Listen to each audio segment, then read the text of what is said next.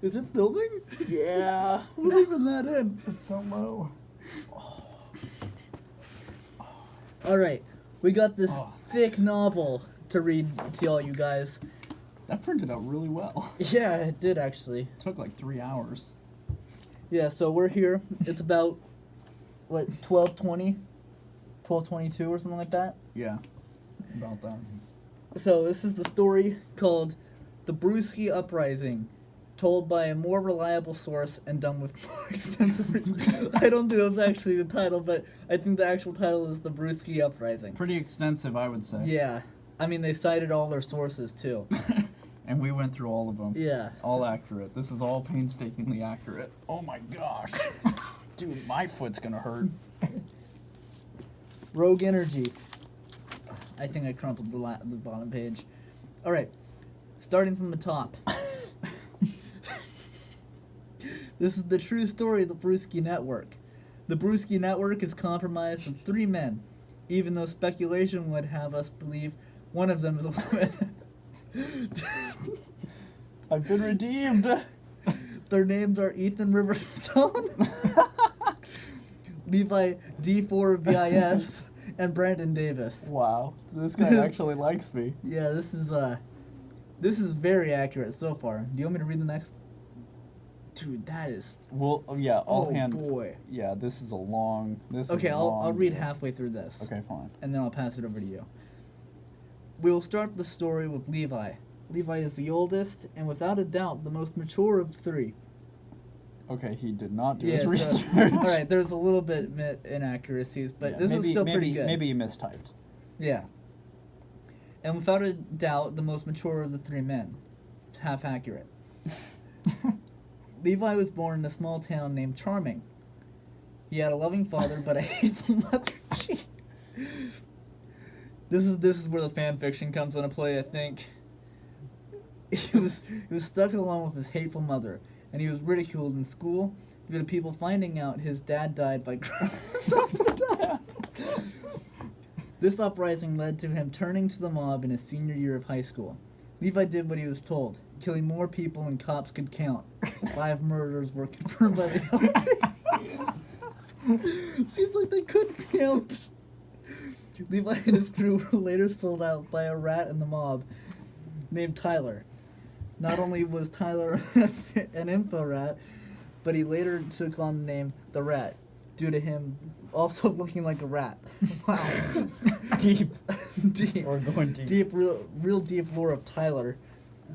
And imagine that's Tyler 13 in our comment section. This new house you bought is really, really hardcore. Almost so hardcore that you can hit your head on it. After Levi got to jail, he did a couple years. But then a new guy got in the doghouse. Levi had told him the new guy was a thick piece of butt, so Levi decided to recruit him. Then when he went to recruit him, he happened across a familiar face. Ethan Riverstone? Is that you? Let's pass this over to Ethan, actually. He starts right there. Oh, okay.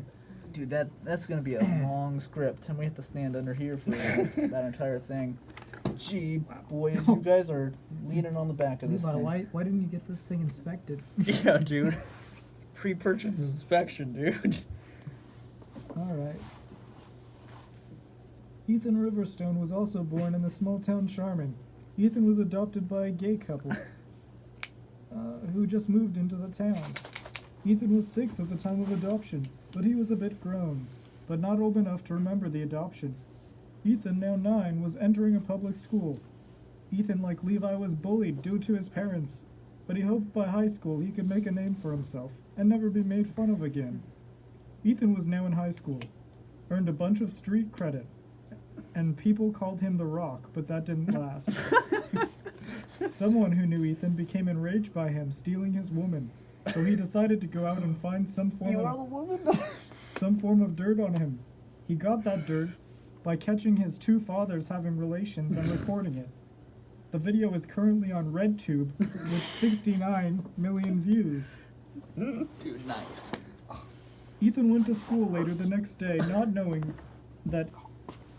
not knowing the HE double hockey sticks he was about to face. He was now bullied and spanked by other men in the school. He went to hide and came across someone who helped him out. He introduced himself as Levi.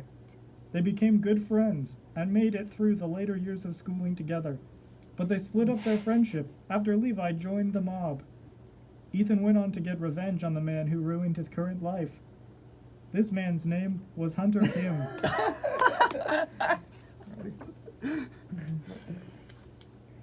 Ethan called in a few favors and got his address. Levi pursued him, and later, after the pursuit, cut off his arm and choked him to death with it. Wow. What a way to go. What a way to go. I'm sorry, Hunter Kim. Get to the Lord's gate. So, how'd you die? Well, my arm got cut off and I got choked to death with the same like arm. That meme with the prison thing. Like the one guy, I'm in for murder, and the smaller guy's like, I cut off a dude's arm and choked him to death with it. And the guy goes down. Wow. Ethan, now achieving revenge, went and laid low. Ethan had gotten away with murder, and he needed to restock his house and his gas tank. He went to fill the gas at the nearest gas station, but he was hungry, so he went for a snack and some blue pills. But he couldn't afford the pills, so he stuffed them in his jacket. He was about to leave, and just before he did, that rat bastard Tyler came from the corner and snitched on him. Ethan was detained and fingerprinted, which led to the murder connection between him and Hunter Kim. He was later arrested and thrown into the same prison as Levi. Oh, yeah. Alright. Dude, we got like 10 we're more still hours. on the first page. Yeah. This is like more extensive than Infinity War. Ethan and Levi were now together in jail, and they discussed their terms and how they got in there. Ethan explained he was in for murder and theft. He got thrown in because of someone named Tyler. Levi got a crease in his forehead. Am I doing a crease? In my forehead? No. Okay, I'm not gonna try. The angle's too thick right now. We wouldn't be able to see it And a anyways. funny look in his eye. He explained to Ethan Page 2. that page 2, that the Sam Tyler sold him and some others from the mob out to the ATF. What are the ATF? American Triforce? Is that the immigration?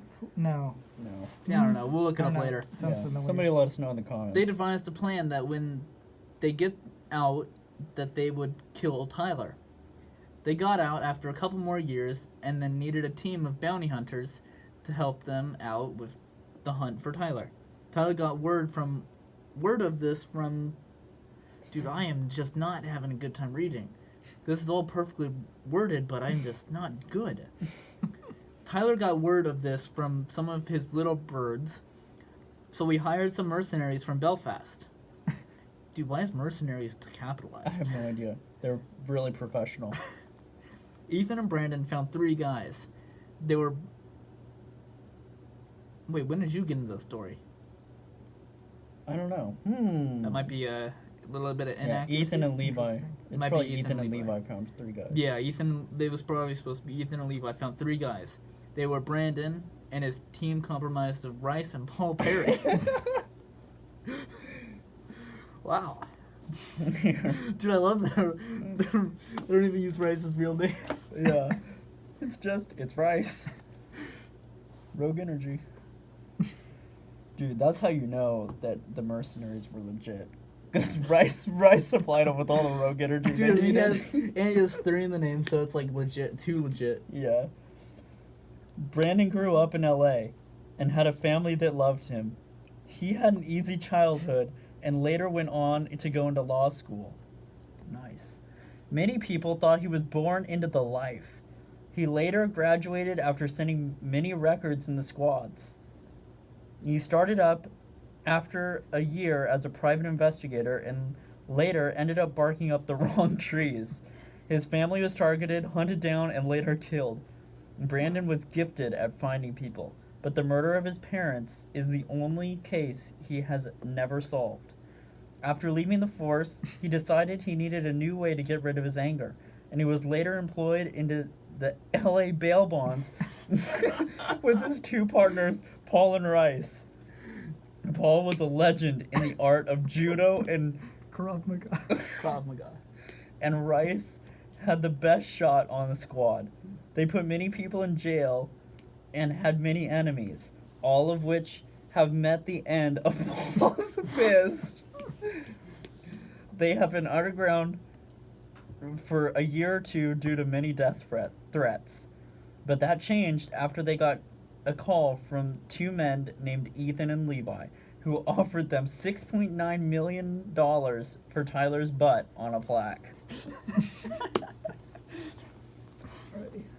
Oh my gosh. Fast forward a year of the new squad being together. Why are you reading it like that? They had started hearing rumors of the rat. Hiding out in Reading. They all rushed to Brandon's plane and flew to California.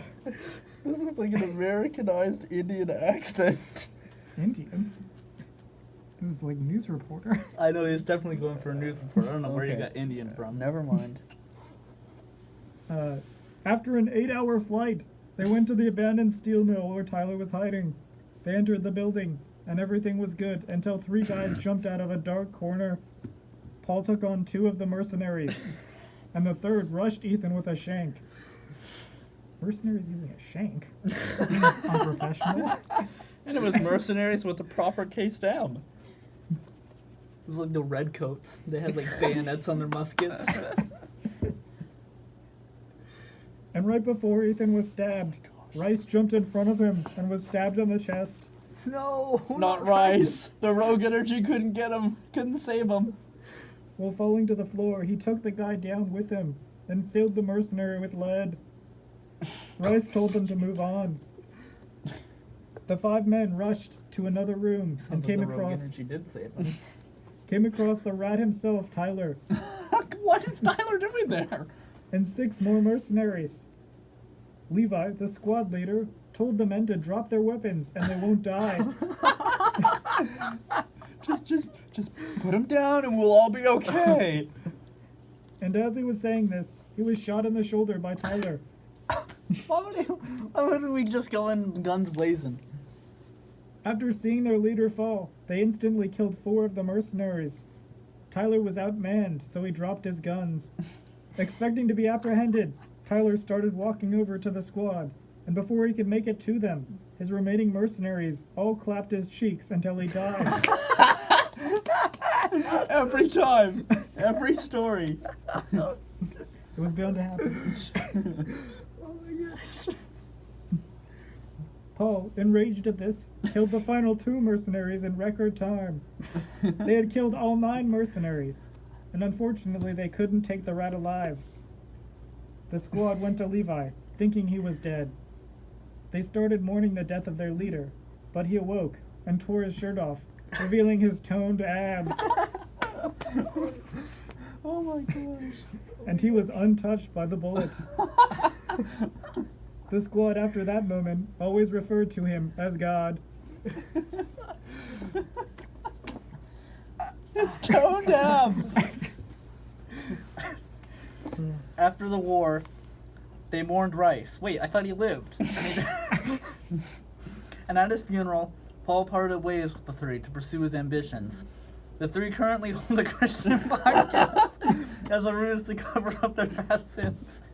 We will go more into these in part 2, releasing in a week. The name of it being The 3 Titans vs. God. What? Wow. Wow. Alright, Act 2. No, that's just Josh, and it's a blank sheet. No, we'll stop right there and it'll be Act 2. Dang it, I broke my glasses. Oh, This is all staying in. Nope, they're all good. Stay thick. Whatever. stay thick, everyone. Oh! Oh!